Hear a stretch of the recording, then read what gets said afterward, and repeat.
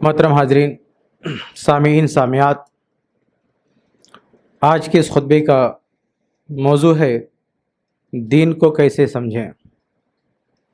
انشاءاللہ کوشش ہوگی کہ اس حوالے سے 10 باتیں آپ کے سامنے آ جائیں۔ دین کو کیسے سمجھیں؟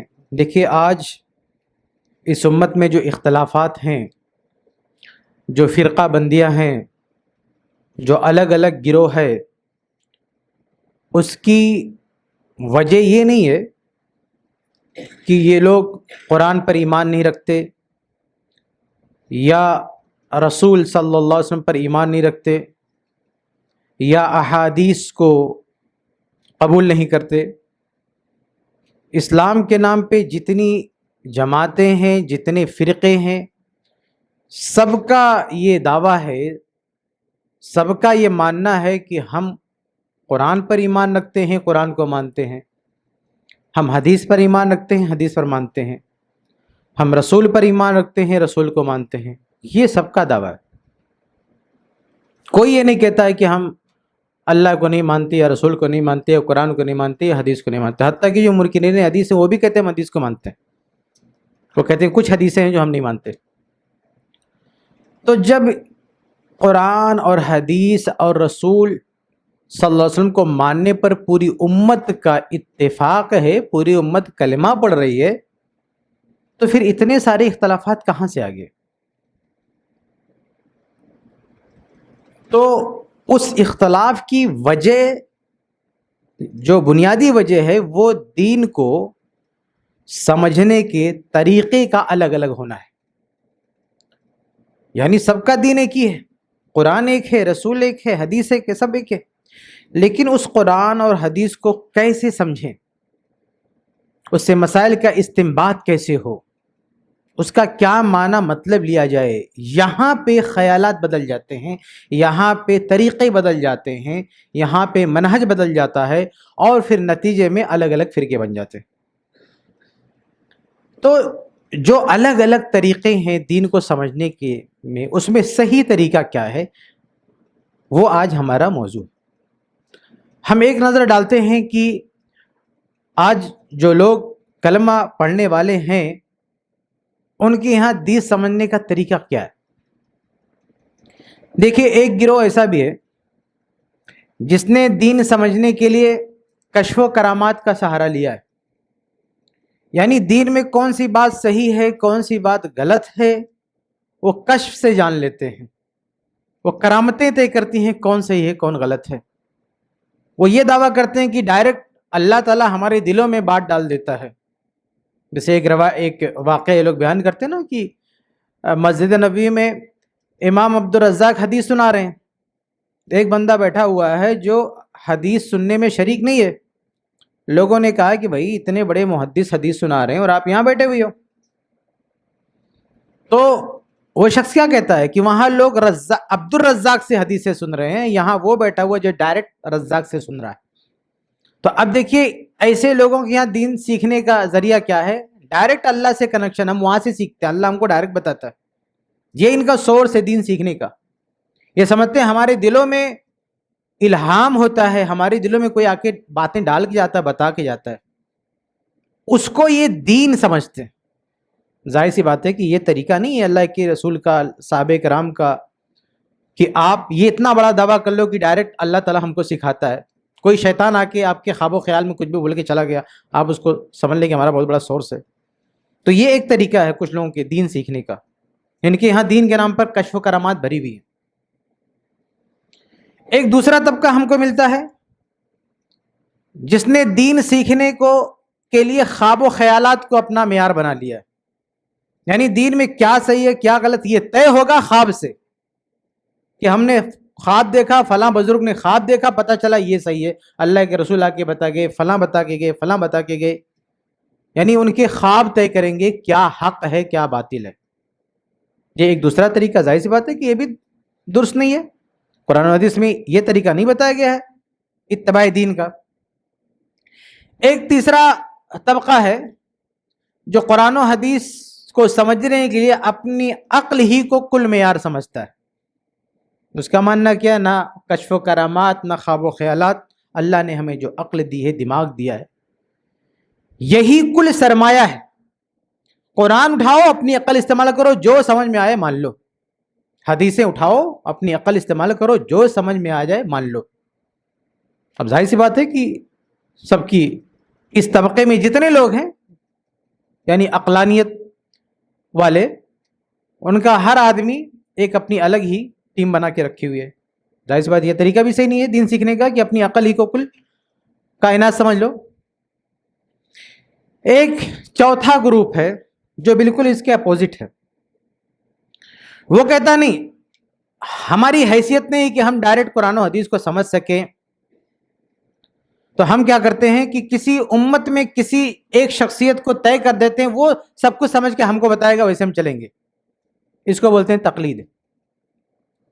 تو ان لوگوں نے، ان کے بھی الگ الگ گروپ بن گئے، کسی نے امام ابو حنیفہ رحمہ اللہ کو طے کیا، کسی نے امام شافعی رحمہ اللہ کو طے کیا، کسی نے امام مالک رحمہ اللہ کو، کسی نے امام احمد بن حنبل رحمہ اللہ کو، کہ ہم ان میں سے کسی ایک کو طے کر دیتے ہیں، وہ ہم کو جو سکھائے گا جو مانیں گے۔ غرض کی آپ دیکھیں گے کہ قرآن و حدیث کے ماننے پر ان سب کا اتفاق ہے، لیکن قرآن و حدیث کو کیسے سمجھا جائے یہ الگ الگ گروپ پایا جاتا ہے۔ کوئی کشف و کرامات سے قرآن و حدیث سمجھ رہا ہے، کوئی خواب و خیالات سے قرآن و حدیث سمجھ رہا ہے، کوئی عقل اور تجربات سے قرآن و حدیث سمجھ رہا ہے، کوئی تقلید شخصیات سے قرآن و حدیث سمجھ رہا ہے۔ قرآن و حدیث سمجھنے کی یہ سارے مناہج، یہ سارے طریقے غلط ہیں۔ صحیح طریقہ کیا ہے قرآن و حدیث سمجھنے کا؟ اور اسی سے یہ طے ہوگا، اختلاف ختم ہوگا، اور وہ طریقہ خود قرآن و حدیث میں بتایا ہوا ہے، اور وہ طریقہ ہے صحابہ کی زندگی، صحابہ کا فہم، صحابہ کی سیرت۔ صحابہ کی زندگی طے کرے گی، صحابہ کا فہم طے کرے گا، صحابہ کا منہج طے کرے گا کہ قرآن و حدیث کا کون سا مطلب صحیح ہے، کون سا مطلب غلط ہے۔ کیوں؟ اس لیے کہ قرآن حدیث سب سے پہلے ان صحابہ کے سامنے پیش ہوا ہے، اور قرآن و حدیث کے معانی اور مفاہیم پر سب سے پہلے اس پیڑھی نے عمل کیا ہے، اور ان کو اللہ اس کے رسول کی طرف سے سرٹیفکیٹ ملی ہوئی ہے۔ اس لیے قرآن و حدیث کا جو معنی مطلب صحابہ نے لیا ہے اور جس طرح سے عمل کیا ہے، وہ پتھر کی لکیر ہے، کیونکہ اللہ کے نبی کی موجودگی میں صحابہ کرام نے اپنی زندگی میں اتارا ہے قرآن و حدیث کو، اور اللہ کے رسول نے منظور فرمایا ہے، اور اس دور میں صحابہ کے دور میں قرآن نازل ہو رہا تھا، صحابہ باقاعدہ اس کو دلیل بناتے تھے۔ صحیح مسلم کی روایت ہے نا، ایک صحابی کوئی عمل کرا تو صحابی کہتا ہم یہ عمل کرتے تھے والقرآن ینزل، اور قرآن نازل ہو رہا تھا، یعنی نزول قرآن کا دور تھا، عہد رسالت کا دور تھا، مطلب اگر ہم نے غلط کیا ہوتا تو فوراً اللہ کی طرف سے ٹوک دیا جاتا، لیکن ہم نے عمل کیا نبی کی زندگی میں، آسمان سے ہم کو ٹوکا نہیں گیا، اس کا مطلب یہ ہم نے جو سمجھا ہے قرآن حدیث وہ صحیح، کیونکہ جہاں صحابہ کرام بھی انسان تھے، جہاں ان سے کوئی چوک ہوئی فوراً اللہ کی طرف سے جو ہے ہدایت آ گئی، اللہ کی طرف سے وضاحت آ گئی کہ ایسا نہیں ایسا ہے۔ تو صحابہ وہ جماعت ہے جن کے فہم کو، جن کے ایمان کو معیار قرار دیا ہے اللہ نے بھی، اللہ کے رسول نے بھی۔ آپ قرآن کی آیت دیکھیں سورہ بقرہ میں اللہ کیا فرماتا ہے، فَإِنْ آمَنُوا بِمِثْلِ مَا آمَنْتُمْ بِهِ فَقَدْ اهْتَدَوْا۔ اللہ کہتا ہے کہ اگر یہ دنیا والے ایمان لے آئیں، ایمان لانے کا کیا مطلب ہے؟ اللہ کو مان لیں، رسول کو مان لیں، قرآن کو مان لیں، حدیث کو مان لیں، لیکن کیسے؟ فَإِنْ آمَنُوا بِمِثْلِ مَا آمَنْتُمْ بِهِ، اس طرح سے ایمان لائے جس طرح اے صحابہ تم ایمان لائے ہو۔ آپ دیکھیں قرآن کتنی بڑی بات کہہ رہا ہے، صحابہ کرام کو معیار قرار دے رہا ہے کہ اگر دنیا والے ایمان لائیں یعنی قرآن و حدیث کو مانیں، کیسے مانیں؟ کشف و کرامات سے، خواب و خیالات سے، عقل و تجربات سے، تقلید شخصیات سے نہیں، بِمِثْلِ مَا آمَنْتُمْ بِهِ، اس طرح ایمان لائے جس طرح اے صحابہ تم ایمان لائے ہو، فقد اہتدوا، تو یہ ہدایت پر آگے۔ اور یہی بات حدیث میں بھی ہے، تاریخ واسط کی روایت ہے صحیح سند سے، اللہ کے رسول صلی اللہ علیہ وسلم فرماتے ہیں پہلی قوموں میں 72 فرقے ہوئے، ہماری اس قوم میں 73 ہوں گے، سب گمراہ ہوں گے سوائے ایک کے۔ صحابہ نے کہا وہ اس کی علامت کیا ہے، وہ کون ہوں گے؟ فرمایا ما انا علیہ اليوم، ان کی نشانی ہے کہ وہ اس چیز پر ہوں گے جس پر آج میں ہوں۔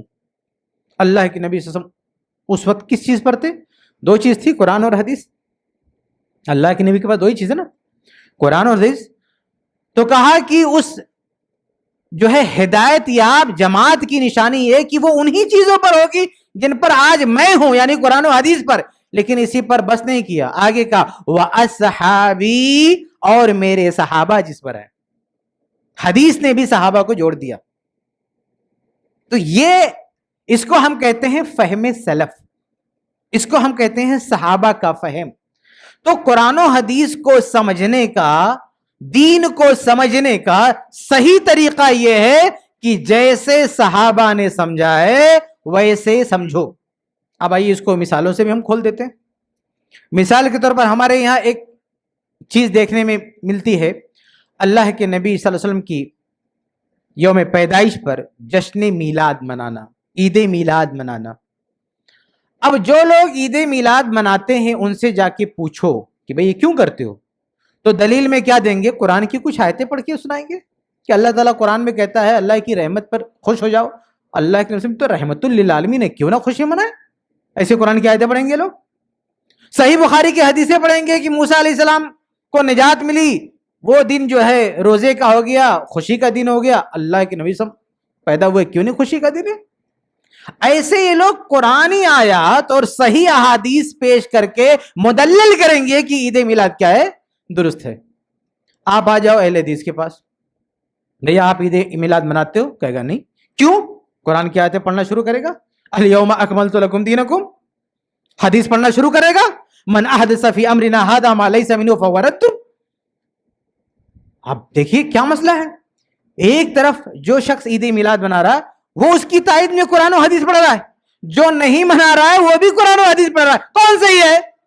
اور صحابہ کرام سے پوچھ لیتے ہیں کون صحیح ہے۔ اب جن اس گروپ نے بھی آیتیں پڑھی ہیں، حدیثیں پڑھی ہیں، اس گروپ نے بھی آیتیں پڑھی ہیں، حدیثیں پڑھی ہیں۔ اب یہ گروپ کا دعویٰ کیا ہے کہ قرآن کی اس آیت میں اللہ کا حکم ہے میلاد مناؤ۔ اب یہ سوال پیدا ہوتا ہے کہ اگر یہ حکم ہے تو یہ حکم 1400 سال کے بعد تمہارے پاس آیا کہ سب سے پہلے صحابہ کے پاس آیا؟ یہ حکم صحابہ کے پاس آیا، تو کیا صحابہ نے اس حکم کو سمجھا، اس معنی کو سمجھا؟ اس آیت میں یہ معنی صحابہ نے سمجھا کہ اس کا مطلب عید میلاد ہے، چلو مناتے ہیں؟ منایا صحابہ نے؟ نہیں منایا۔ اس کا مطلب ہے کہ یہ گروپ جو کہہ رہا ہے کہ اس آیت میں عید میلاد کا مطلب نہیں ہے، یہی صحیح ہے، کیونکہ اس کا جو ماننا ہے وہ صحابہ کرام کے ماننے سے میچ کرتا ہے۔ اگر عید میلاد کا حکم ہوتا تو صحابہ بھی مناتے، کیونکہ سب سے پہلے قرآن ان کے سامنے آیا، اور قرآن کی اتباع میں، حدیث کی پیروی میں، نبی سے محبت میں صحابہ کا مقابلہ کوئی نہیں کر سکتا۔ ہم سے کہیں زیادہ اللہ کے نبی سے محبت کرنے والے تھے، لیکن انہوں نے قرآن و حدیث میں یہ معنی نہیں سمجھا کہ عید میلاد منانا ہے۔ بھئی یہی صحابہ ہے نا، جب اللہ تعالیٰ کہتا ہے کہ نماز پڑھو تو اتنی نماز پڑھتے ہیں کہ اللہ کے رسول کو روکنا پڑتا ہے کہ بھئی میں بھی نماز پڑھتا ہوں، رات تہجد میں سوتا بھی ہوں، نماز بھی پڑھتا ہوں۔ یہ وہی صحابہ ہیں، جب حکم ہوتا ہے روزہ رکھو تو اتنا روزہ رکھنے لگتے ہیں کہ اللہ کے رسول کو روکنا پڑتا ہے، نہیں بھی ناگا کرو، اتنا روزہ نہیں رکھ سکتے۔ یہ وہی صحابہ ہیں جن کو حکم ہوتا ہے زکوٰۃ دینے کا تو پوری دولت اللہ کی راہ میں دینا شروع کر دیتے ہیں۔ سعد بن وقاص کی حدیث صحیح مسلم میں اللہ کے رسول کو روکنا پڑتا ہے، نہیں، اپنے بال بچوں کے لیے بچا کے رکھو۔ آپ سوچیں یہ وہ صحابہ ہیں، نماز کا حکم ہو، روزے کا حکم ہو، زکوٰۃ کا حکم ہو تو اس پر مر مٹنے کے لیے تیار ہیں، اور عید میلاد کا حکم ہو کوئی صحابی عمل کرنے کے لیے تیار نہیں ہے۔ اس کا مطلب یہ ہے کہ حکم ہے تھا ہی نہیں۔ تو صحابہ کی زندگی میں جب ہم گئے اور اس کی صحابہ کی زندگی میں جھانک کے دیکھا کہ قرآن و حدیث کا یہ مطلب انہوں نے لیا، پتہ چلا نہیں لیا ہے، اس کا مطلب آج جو یہ نیا مطلب نکال رہا ہے وہ غلطی پر ہے۔ اس طرح سے صحابہ کی زندگی فیصلہ کر دیتی ہے کہ قرآن و حدیث کا جو مطلب نکال رہا ہے کوئی بھی فرقہ، کوئی بھی جماعت، وہ مطلب صحیح ہے یا نہیں ہے، صحابہ کی زندگی میں جا کے ویریفائی کر لیں۔ ہمارے پاس ویریفیکیشن کا سب سے بڑا سورس صحابہ کی زندگی ہے۔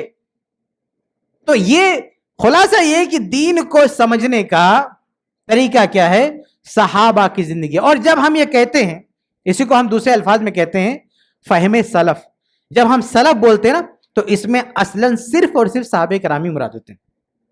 ہاں صحیح بخاری کی ایک حدیث ہے خیر الناس قرنی ثم الذین یلونہم ثم الذین یلونہم. اس حدیث کی بنیاد پر ہم تابعین اور اتباع تابعین کو بھی سلف میں شامل کرتے ہیں, کیونکہ اللہ کے نبی صلی اللہ علیہ وسلم نے ان کی بھی تعریف کی ہے.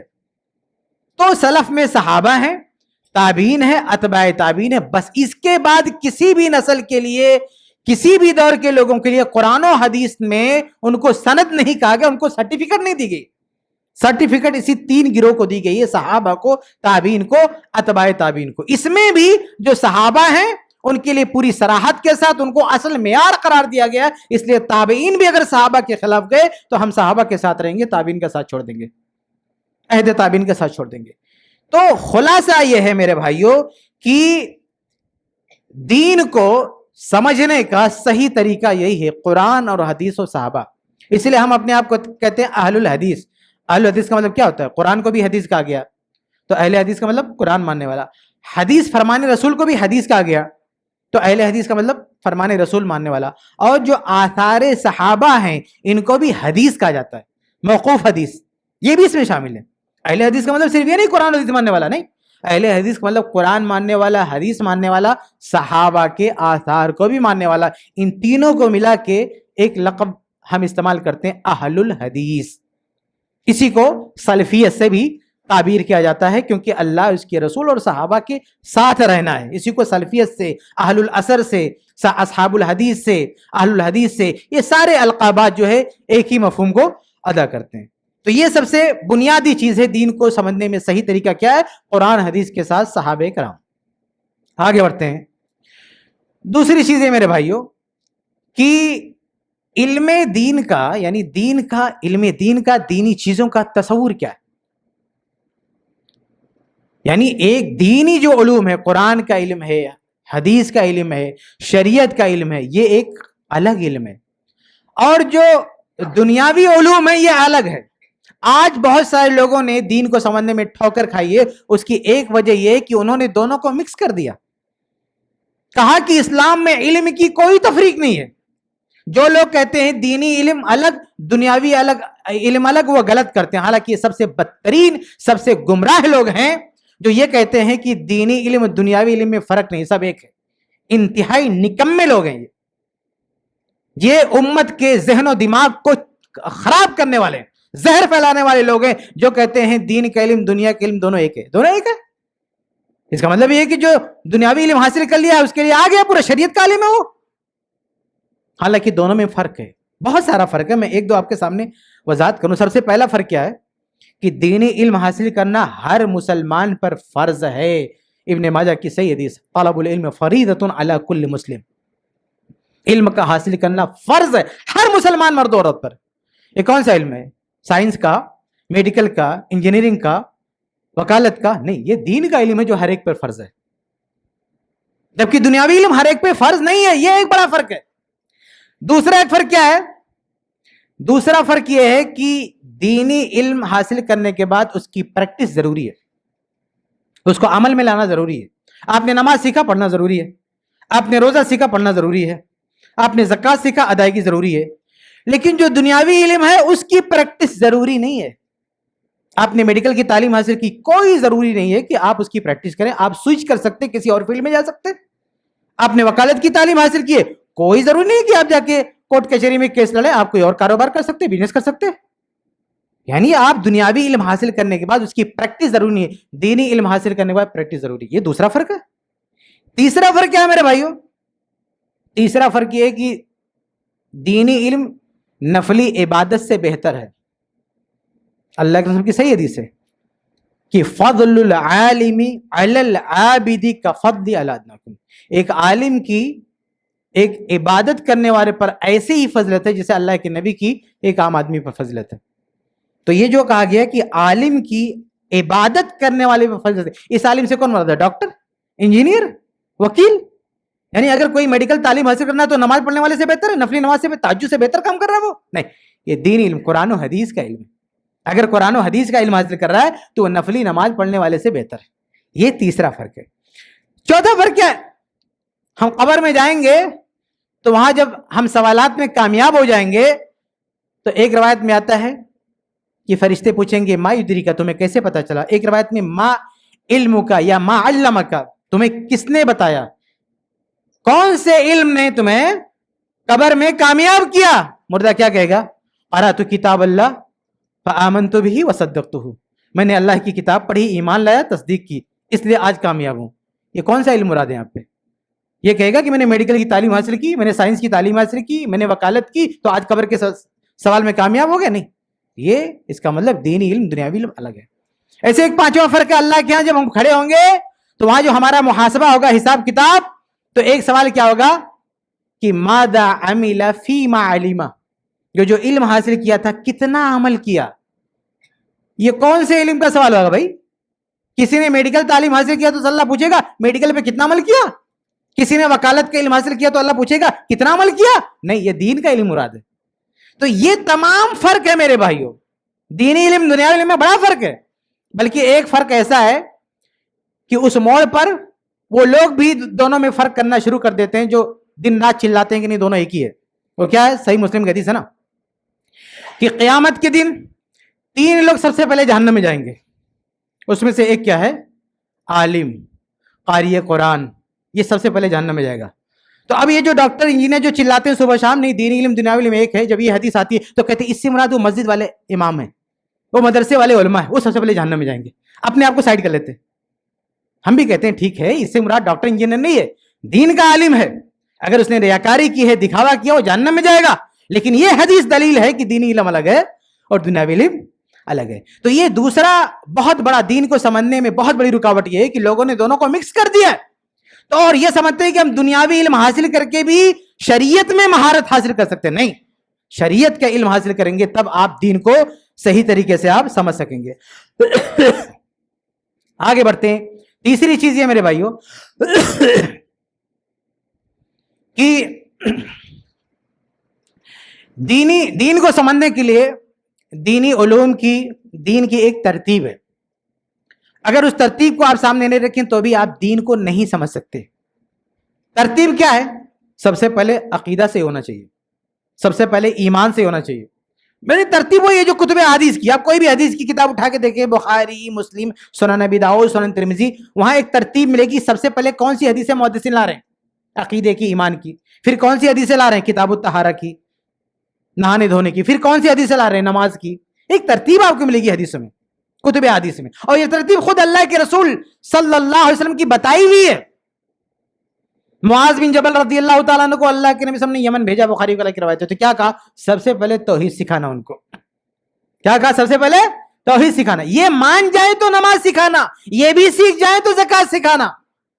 یہ ہے دین سمجھنے کا طریقہ، منہج۔ لیکن آج کچھ لوگ کیا ہے، اگر وہ دین سیکھنا بھی چاہتے تو شروعات کہاں سے کرتے؟ اسلامی خلافت، اسلامی حکومت، سیاست، مشاورات صحابہ۔ یہ کیا دین سیکھے گا؟ اس نے دین کو پورا سیاست پہ ڈال دیا، مشاورات صحابہ پہ ڈال دیا۔ نہیں، یہ دین سیکھنے کی ترتیب نہیں ہے۔ دین سیکھنا پہلے ایمان، نماز، روزہ، یہ بنیادی چیز ہے۔ جو آدمی اس ترتیب کو کھو دے گا وہ دین کو نہیں سمجھ سکتا۔ جن لوگوں نے یہ ترتیب کھو دی، ایک جماعت ہے وہ پورے دین کو خلافت ہی مانتی ہے۔ جب تک خلافت نہیں ہے، حکومت نہیں ہے، آپ کے پاس دین ہی نہیں ہے۔ لا حول ولا قوت الا باللہ۔ اللہ کے رسول نے کہا کہ دین ہمیشہ رہے گا، اور حکومت کے بارے میں کیا کہا؟ خلافت کے بارے میں کیا کہا؟ خلافت کبھی رہے گی، کبھی چلی جائے گی، خلافت آتی جاتی رہے گی، دین آتا جاتا رہے گا۔ نہیں کہا اللہ کے نبی نے کہا لا تزال طائفۃ من امتی ظاہرین علی الحق، ایک امت ہمیشہ حق پر رہے گی، دین ہمیشہ موجود رہے گا۔ دین کوئی دور ایسا نہیں آ سکتا کہ دین مٹ جائے، لیکن ایسا دور آئے گا کہ حکومت چلی جائے۔ مطلب یہ دین اپنی بقا میں، اپنے قیام میں حکومت کا محتاج نہیں ہے۔ لیکن جو بندہ سمجھتا ہے وہی کل دین ہے تو دین کو کیا سمجھے گا؟ یہ لوگ نماز روزے کا بھی مذاق اڑاتے ہیں، کہتے ہیں یہ اصل دین نہیں ہے، یہ تو اصل وسیع پر سب پورا جو ہے ڈال دیا، حتیٰ کہ کلمہ بھی بدل دیا۔ لا الہ الا اللہ، اللہ کے علاوہ کوئی معبود نہیں ہے، کہتے لا حاکم الا اللہ، کے علاوہ کوئی حاکم نہیں ہے، سب کچھ الٹ پلٹ کے رکھ دیا، تو ایک دین کو کیا سمجھیں گے؟ تو ترتیب بھی بہت ضروری ہے کہ کہاں سے سیکھنا ہے۔ صحیح مسلم کی حدیث ہے نا کہ ایک باندی اللہ کے مسلم کے سامنے لائے گی، اس کا ایمان ٹیسٹ کرنے کے لیے اللہ کے سامنے کیا کہا؟ این اللہ، اللہ کہاں ہے؟ حکومت کے بارے میں سوال کیا، سیاست کے بارے میں سوال کیا نہیں، सीधा अल्लाह के बारे में सवाल किया, आइन अल्लाह, अल्लाह का है, अशारे तिला समा, आसमान की तरफ इशारा किया, अल्लाह ऊपर है, कहा आती कहा फइन्नहा मोमिना, इसे आजाद कर दो, ये मोमिन है। ये बुनियादी चीज है। सबसे पहले किसी के अंदर जांचने हो तो सबसे पहले उसका ईमान, अकीदा, अगर वो ठीक है तो सब ठीक है। आगे बढ़ते हैं।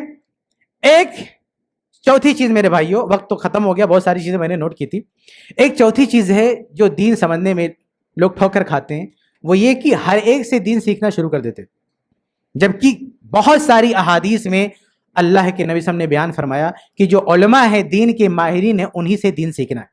सही बुखारी का हदीस है कि अल्लाह ताला इल्म को कैसे उठाएगा। ऐसा नहीं कि दिलों में जो इल्म है, यानी सीनों में कोई याद कर रखा है, कुरान याद करके रखा, अल्लाह उसको खत्म कर देगा, किताबें हैं अल्लाह उसको खत्म कर देगा, नहीं। वलाकिन यक़बिदुल इल्म बिक़ब्दिल उलमा, अल्लाह उलमा को उठा लेगा तो इल्म उठ जाएगा। हदीस में नहीं कहा गया कि किताबें उठा लेगी तो इल्म उठ जाएगा, किताबें रहेंगी। कोई आदमी कुरान मजीद याद कर ले, पूरा बुखारी याद कर ले, वो आलिम नहीं बन जाएगा। जैसे कोई मेडिकल की किताबें याद कर ले तो क्या डॉक्टर बन जाएगा? वो नहीं, बल्कि मरीज की तशखीस कैसी होती है जब वो प्रैक्टिस करेगा, एक सीनियर डॉक्टर के साथ सीखेगा, तब उसे पता चलेगा। सिर्फ किताबें याद करने से नहीं पता चलेगा, वो उस्ताद के साथ, बड़े डॉक्टर के साथ बैठ के इल्म हासिल करेगा, तब पता चलेगा। तो ऐसे दीन भी है। ऐसे अगर सब आदमी किताब पढ़ के आलिम हो जाता तो अल्लाह के रसूल को भेजने की क्या जरूरत थी? अल्लाह ताला ऐसे कुरान सबके घर में उतार देता, लो पढ़ो, आलिम बन जाओ, दीनदार बन जाओ। लेकिन एक नबी मुतय्यन किया, नबी के हाथ में कुरान दिया, आप सबको बताओ। अल्लाह के नबी ने सहाबा को जिम्मेदारी दी, उनको ट्रेन किया, आप सबको बताओ। ऐसे 1400 साल तक ये इल्मी रवायत चली आ रही है कि दीनी उलूम के माहिरीन पैदा होते हैं, वो आगे लोगों को ट्रेन करते हैं। इस ट्रैक से जो हटा वो गुमराह हुआ, वो दीन को नहीं सीखता, दुनिया की किसी भी इल्म को नहीं सीख सकता अगर कोई इस रास्ते से हट जाए, उलमा को, असातिज़ा को छोड़ दे। और आज जहालत का ऐसा दौर है मेरे भाई, एक आदमी उलमा को छोड़े हुए है और उसमें फख्र जताता है, कहता मैं इल्मी किताबी हूं। कुरान क्या कहता है? कुरान ऐसे इल्मी किताबी कौन होता है? कुरान ने यहूद और नसारा को किताबी कहा, या अहले किताब, ए किताब। अल्लाह उनको उलमा नहीं बोलता है, अहले किताब बोलता है। तो किताबी कौन है? यहूदी है। किताबी कौन है? ईसाई है। और आज का जाहिल कहता मैं भी किताबी हूं। कुरान यहूद और नसारा को किताबी बोल रहा है और आज का जाहिल कहता मैं किताबी हूं। मुहद्दिसीन के जमाने में अगर कोई सिर्फ किताब से सीखता था तो मुहद्दिसीन पे जरे कर देते थे, सोहफी कहते थे। सोहफी, सहीफा, सहीफा मतलब किताब। कहते हैं तो सोहफी, इसका कोई उस्ताद ही नहीं है, इसका कोई टीचर ही नहीं है। अगर किसी का कोई उस्ताद नहीं है तो सलफ के मुहद्दिसीन के दौर में वो मजरू होता था, वो ब्लैक लिस्ट होता था कि इसका तो कोई टीचर ही, कोई उस्ताद ही नहीं है। लेकिन आज ऐसी जहालत है कि उस्ताद ना होने पर आदमी फख्र कर रहा है कि उस्ताद से सीखना नहीं, किताबों से सीखो। और ये भी जुल्म ढा रहा है दीन पर। ये मेडिकल दुनिया में नहीं कह रहा है कि किसी डॉक्टर से मत सीखो, मेडिकल कॉलेज में मत जाओ, ये मेडिकल किताबें। किताबी डॉक्टर कोई नहीं होता, किताबी वकील कोई नहीं होता, किताबी इंजीनियर कोई नहीं होता। ये किताबी आलिम कहां से आ गया भाई? किताबी आलिम कहां से आ गया? तो ये भी बहुत बड़ा गुमराही का जरिया है कि आदमी ने मुअल्लिम को छोड़ दिया। अल्लाह के रसूल सबसे पहले मुअल्लिम है इस उम्मत में, उसके बाद सहाबा मुअल्लिम है, उसके बाद ताबीन मुअल्लिम है। ये तालीम व ताल्लुम का सिलसिला चला आ रहा है। ऐसे नहीं बुखारी की हदीस है, खैरुकुम मन तअल्लमल कुरान व अल्लमा, तुम में सबसे बेहतरीन वो जो कुरान सीखे और सिखाए। ये सिखाने की बात क्यों की हदीस में? जब हर आदमी कुरान उठा के पढ़ लेगा तो मुअल्लिम की क्यों फजीलत बताएगी? कुरान सिखाने का हुक्म क्यों दिया गया? आप बताइए, दीन सिखाने की इतनी फजीलत है, मौजू ही बदल जाएगा। तो दीन सिखाने की फजीलत क्यों है कुरान और हदीस में? क्योंकि दीन सिखाए बगैर कोई सीख नहीं सकता है खुद से। तो हर फील्ड में, हर इल्म में टीचर होते हैं, असातिज़ा होते हैं। आगे बढ़ते हैं। पांचवी चीज दीन को समझने के सिलसिले में मेरे भाई, वो कुरान के साथ साथ अल्लाह के रसूल की अहादीस हैं। आज बहुत सारे लोग हैं जो एक हाथ में कुरान उठाएंगे और कहेंगे बस यही पूरा दीन है, यानी कुरान मजीद ये इस्लाम है, इसके अलावा किसी चीज का नाम ही नहीं लेंगे। कुछ ऐसे ऐसे मुफस्सिर पैदा हुए, पूरी कुरान की तफसीर लिख डाला, तफसीर में एक हदीस भी मेंशन नहीं है। बताइए, ये तो वही हुआ ना कि कुरान डायरेक्ट आपके हाथ में आ गया। अल्लाह के रसूल के जरिए कुरान ने उम्मत ने दिया को दिया। अल्लाह के रसूल ने कितनी आयात की तशरीह की है, एक अलग मौजू है हुज्जती हदीस। लेकिन अगर दीन को समझना है तो हदीस, फरमाने रसूल ये जरूरी है। हदीस के बगैर आप दीन को कभी सही तरीके से नहीं समझ सकते ना। कोई कितना ज़हीन हो, कितना अक्लमंद आदमी हो, अगर वो अपनी स्पीच में, अपनी तकरीर में हदीसों का हवाला नहीं देता, वो पल्ले दर्जे का गुमराह आदमी है। वो न दीन सही तरह से समझ रहा है نہ آپ کو صحیح طرح سے سمجھا رہا ہے. ایسے آدمی کو کنارے لگا دو جو حدیثوں کو نہیں پڑھتا, حدیثوں کو نہیں پڑھاتا. یہ حدیث بھی پڑھنا ضروری ہے لیکن حدیثوں میں کیا؟ صحیح احادیث. ایسا نہیں کہ حدیث کے نام پہ کوئی بھی آپ کو تھما دے, کیسی حدیث نہیں. اللہ کے نبی صلی اللہ علیہ وسلم فرمایا, ابن ماجہ, مسند احمد وغیرہ کی روایت ہے کہ ایک وقت آئے گا کہ مَن یعش منکم فسیری اختلافا کثیرا, تم میں سے جو لوگ آگے زندہ رہیں گے وہ دیکھیں گے بہت سارے اختلافات. تو حل کیا ہے؟ حل نبی نے بتایا فعلیکم بما عرفتم من سنتی. اس کا حل کیا ہے؟ میری جو وہ سنت جو معروف ہے, یعنی تم پہچانتے ہو سنتوں کو, تم جانتے ہو, یعنی اس کا پوری سند, اس کا پورا سلسلہ تمہیں پتا ہے. تو ایسی حدیثوں کو ماننا, ضعیف حدیثوں کا نہیں. بلکہ اللہ کے نے بد دعائیں دی ہیں, صحیح حدیث کو سن کر سنانے کے لیے دعا دی ہے, اور جو جھوٹی حدیثیں گڑھتا ہے اس کے لیے جہنم کی بات کی اللہ کے رسول نے. تو حدیثیں تو ماننا ہے, لیکن حدیثیں جو صحیح ہیں, جو اتھینٹک ہیں, جو ثابت شدہ ہیں, ان حدیثوں کو ماننا ہے. موضوع حدیثوں کو, من گڑت حدیثوں کو, ضعیف حدیثوں کو نہیں ماننا. اگر آپ ضعیف حدیثوں کی طرف گئے, دین کو صحیح طریقے سے نہیں سمجھ سکتے. یہاں پر میں ایک اور چیز کی وضاحت کر دوں. کچھ حضرات کیا کہتے ہیں کہ علماء کے فضائل میں ضعیف حدیثیں چل جاتی. نا, ضعیف حدیثیں کہیں نہیں چلتی, نہ فضائل میں نہ اعمال میں. اللہ کے نبی صلی اللہ علیہ وسلم نے یہود و نصارہ اہل کتاب کی روایتیں نقل کرنے کی اجازت دی ہے, لیکن اپنی بات جب تک صحیح ثابت نہ ہو اس کو آگے روایت کرنے کی اجازت نہیں دی ہے. اس لیے چاہے عمل کی بات ہو, چاہے فضیلت کی بات ہو, نبی کی نسبت آ گئی تو بغیر سچائی کے ہم اسے آگے فارورڈ نہیں کر سکتے. یہ اللہ کے رسول نے ہمیں پابند کیا ہے کہ ہمارے حوالے سے, اگر ابن ماجہ کی روایت ہے کہ ہمارے حوالے سے اگر کوئی بات بیان کرنا چاہے تو اللہ صدقاً, جب تک وہ سچی بات نہ ہو آگے فارورڈ نہیں کر سکتا. اس لیے چاہے عمل ہو, چاہے فضیلت عمل ہو, صحیح احادیث ضروری ہے. یہاں پہ یہ نقطہ بھی ذہن میں رکھے کہ اعمال الگ ہیں, فضائل الگ ہیں. کچھ لوگ اعمال میں بھی ضعیف حدیث لے آتے ہیں, حالانکہ امت میں کوئی نہیں اس کا قائل ہے کہ عمل بھی ضعیف حدیث سے ثابت کرے. نا, جو تھوڑا بہت اختلاف ہے وہ بھی صحیح نہیں ہے. وہ کیا ہے؟ فضائل عمل. جیسے قربانی ایک عبادت ہے, یہ ثابت ہے. اب یہ ایک عبادت ثابت ہو گئی تو اس کی فضیلت میں کچھ حدیثیں بھی ہیں. قربانی کا بکرا آپ کا سواری بنے گا, یہ بنے گا, وہ بنے گا. تو بعض علماء کہتے ہیں ان روایتوں کو بیان کر سکتے ہیں کیونکہ اصل قربانی تو ثابت ہے, وہ تو ثابت ہے, وہ تو ایک پلس پوائنٹ ہے, فضیلت تو بیان کر دو. تو جن لوگوں نے کہا فضائل اعمال میں ضعیف حدیث چل جائے گی, انہوں نے اس طرح کی, یعنی عمل کی ثبوت میں نہیں کہا ہے, عمل ثابت ہو گیا صحیح حدیث سے, قرآن سے, اب اس کی فضیلت میں کوئی بات آ رہی ہے اس کو بیان کر سکتے ہو. لیکن وہ بات بھی درست نہیں ہے. صحیح بات یہ ہے کہ آپ کو صرف دین لینا ہے صحیح احادیث سے, ضعیف احادیث سے نہیں. آگے بڑھتے ہیں. چھٹی چیز ہے میرے بھائیوں کی, اگر دین کو صحیح طریقے سے سمجھنا ہے تو سنتوں کا التزام ہونا چاہیے, بدعات سے اجتناب ہونا چاہیے. ہم ہر جمعہ میں کہتے ہیں کل بدعت ضلالہ, ہر بدعت گمراہی ہے. لیکن کچھ لوگوں کا منہج کیا ہے کہ نہیں, دین میں جو اچھی چیزیں ہم اپنی طرف سے اضافہ کر سکتے ہیں, یہ بہت بڑی گمراہی. وہ کیا دین کو سمجھے گا بھائی؟ ہاں, کہتے ہیں, اور کیا کہتے ہیں, بدعت حسنہ, یعنی ہم کوئی غلط چیز نہیں لا رہے دین میں, ہم بدعت حسنہ لا رہے ہیں, اچھی چیز لا رہے ہیں. سوال یہ پیدا ہوتا ہے کہ دین میں یہ چیز اچھی ہے, یہ آپ کو کیسے پتا چلا؟ دین میں اچھا ہونے کا مطلب کیا؟ جو ہم کو اچھا لگے. نہیں, دین میں کسی چیز کے اچھا ہونے کا مطلب ہے جو اللہ کو اچھا لگے. تو آپ کہتے ہو دین میں اچھا, مطلب آپ یہ کلیم کر رہے ہو کہ اللہ کو یہ اچھا لگتا ہے. آپ کو کس نے بتایا؟ جبرائیل السلام آ کے بتا کے گیا آپ کو کہ اللہ کو اچھا لگے گا؟ نہیں, آپ کے پاس کوئی سورس نہیں ہے جاننے کا کہ اللہ کو یہ چیز اچھی لگے گی. اور بالخصوص جبکہ قرآن میں کہہ دیا گیا کہ اب کوئی نئی چیز دین میں نہیں لانا ہے. اس لیے اگر کسی نے بدعات کی گنجائش رکھی تو میرے بھائیوں وہ صحیح دین نہیں سمجھ سکتا. دین میں نئی چیز لانے کیا, اللہ کی مرضی کے بغیر انبیاء بھی کوئی چیز نہیں لا سکتے. ہماری کیا حیثیت ہے بھائی؟ معراج کا واقعہ, اللہ تعالیٰ نے 50 وقت کی نماز دی.